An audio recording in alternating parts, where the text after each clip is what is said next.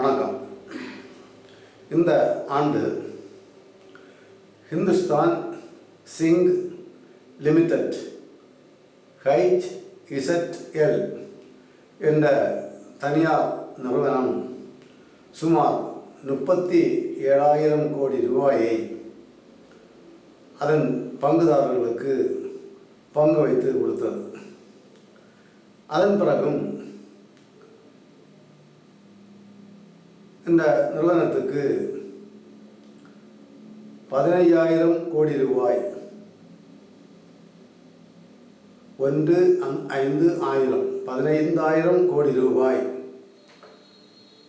மிச்சமாக இருக்கும் என்று அறிவிக்கப்பட்டுள்ளது.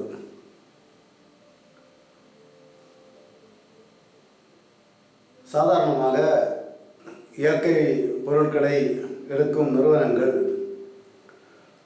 10% கூட அரசுக்கு தெரிவிப்பதில்லை. 10% வருமானத்தை கூட அரசுக்கு தெரிவிப்பதில்லை என்ற ஒரு கருத்து இருக்கிறது. மட்டுமல்ல, 1% வருமானத்தை கூட அவர்கள் காட்டுவதை இல்லை என்றும் சிலர் கூறுகிறார்கள். அப்படி இருக்க 50,000 கோடி ரூபாய் வருமானம் ஹிந்துஸ்தான் சிங்க் லிமிடெட்டுக்கு இந்த ஆண்டு திடீரென எப்படி வந்தது? கடந்த ஆண்டு 10,000 கோடி கூட லாபம் இல்லாமல் இருந்தது. இவர்கள் சைனாவுக்கு ஏதாவது அடிமாட்டு விலையில் ஏதாவது அனுப்பினார்களா? அல்லது நான் அரசிடம் கேட்டுக்கொண்டது போல இந்த நிறுவனங்களை தணிக்கை செய்தார்களா யாராவது? ஒன்றுமே தெரியவில்லை. ஆனால் ஒன்று மட்டும் உண்மை, இந்த பணமானது இந்த ஹிந்துஸ்தான் சிங்க் லிமிடெட் என்ற நிறுவனத்தின் பங்குதாரர்களுக்கு உள்ள பணம் அல்ல. இது ராஜஸ்தான் மக்களின் மனது மற்றும்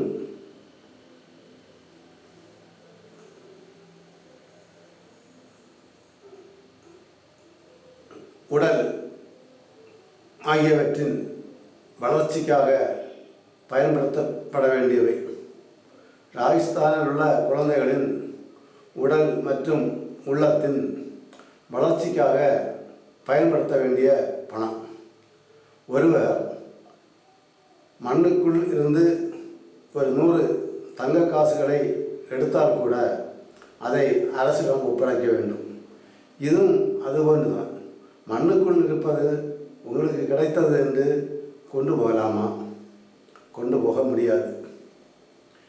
இந்த நிறுவனம் எப்படி தனியாரிடம் சென்றது? 2003ஆம் ஆண்டு வரையிலும் இந்த நிறுவனம் மத்திய அரசாங்கத்தின் கையில் தான் இருந்தது. 2001க்கு முன்னால் சுமார் 10 பேர் மத்திய அரசாங்கம் எந்த பொதுத்துறை நிறுவனங்களையும் கையில் வைத்து கொள்ளக்கூடாது, மத்திய அரசாங்கத்திடம் இருந்தால் இந்த தொழிலாளர்கள் வேலை செய்ய மாட்டார்கள்,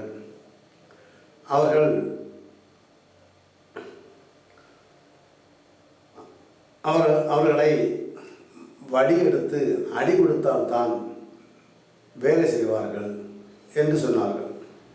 இதற்கு பொதுமக்கள் பொதுவாக நல்ல ஆதரவை கொடுத்தார்கள். அரசு அதன்படி தனியாருக்கு கொடுப்பதற்கென்று திரு வாஜ்பாய் தலைமையிலான மந்திரி சபை முடிவு செய்தது. அதற்கு முன் சில நாட்களுக்கு முன் அன்றைய பிரதம மந்திரி திரு வாஜ்பாய் அவர்கள் உச்ச நீதிமன்றத்தின் கருத்தையும் கேட்டார்கள். உச்ச நீதிமன்றம் நாங்கள் எந்த கொள்கை முடிவிலும் தடைப்பட மாட்டோம் என்று சொன்னது.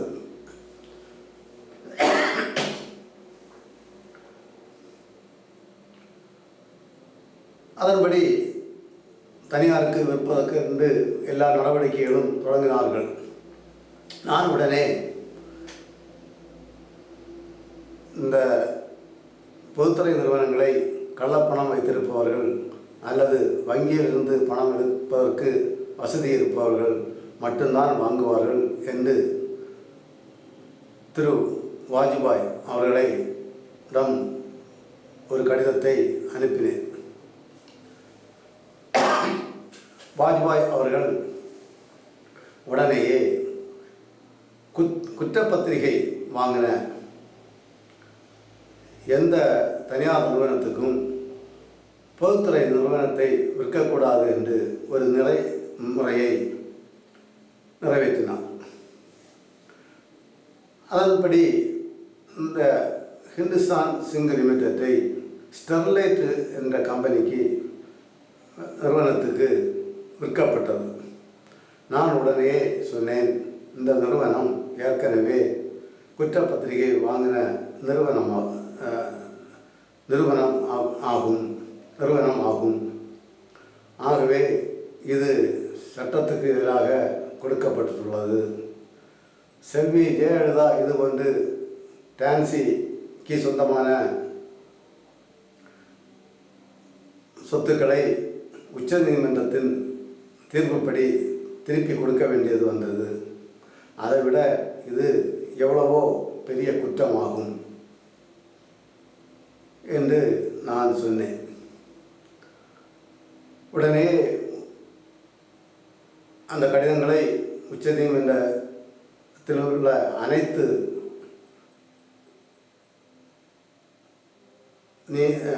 நீதி அரசர்களுக்கும் உயர் நீதிமன்றத்தில் உள்ள தலைமை நீதிபதிகளுக்கும் இந்தியாவில் உள்ள முக்கியமான அரசியல் தலைவர்களுக்கும் கடிதம் வழியாக நான் தனித்தனியாக சொன்னேன். உச்ச நீதிமன்றம் இதை உடனேயே மூடி மறைப்பது என்று தீர்மானித்தது. இதை வெளியே யாரிடமும் சொல்லவில்லை, இந்த கடிதத்தை காட்டவும் இல்லை.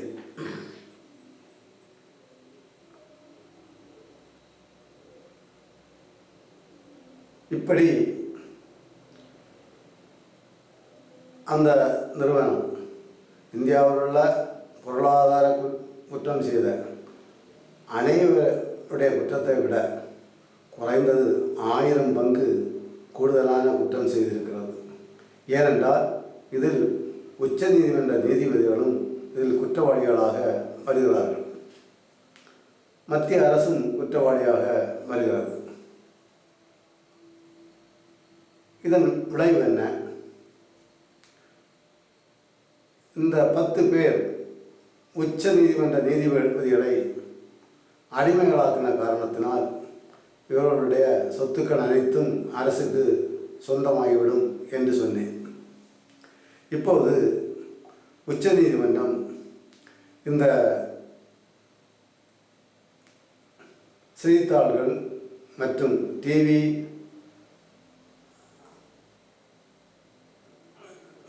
சேனல்கள் ஆகியவற்றுக்கு அவற்றை பார்த்து மன்றாடுகிறார்கள்.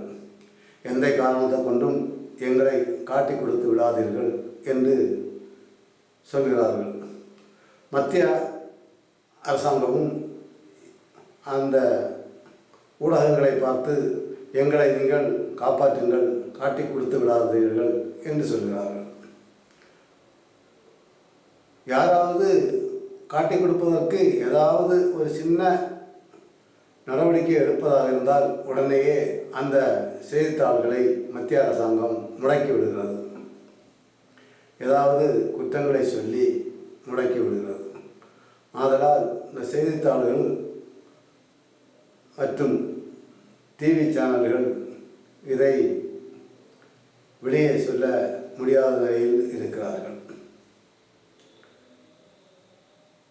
இந்த நிலையில் மத்திய அரசாங்கம் இதை மக்களின் பார்வைக்கு வைப்பதாக இருந்தால் அனைத்து உச்ச நீதிமன்ற நீதிபதிகளும் ராஜினாமா செய்ய வேண்டிய நிலைமை ஏற்படும்.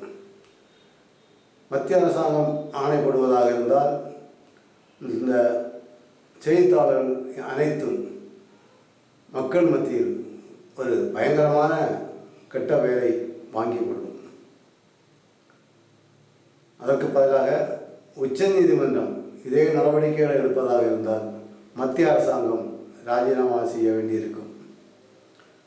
இந்த செய்தித்தாள்களும் அதுபோன்று மக்கள் மத்தியில் நேர்மையாக சிந்திக்கும் மக்கள் மத்தியில் இவர்கள் ஒரு அவப்பெயரை வாங்கிக் கொள்வார்கள்.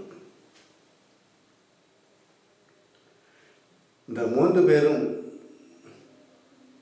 இப்போது இருப்பது போல் என்றும் இருப்பதாக இருந்தால் இந்த கடிதங்கள் அனைத்தும்,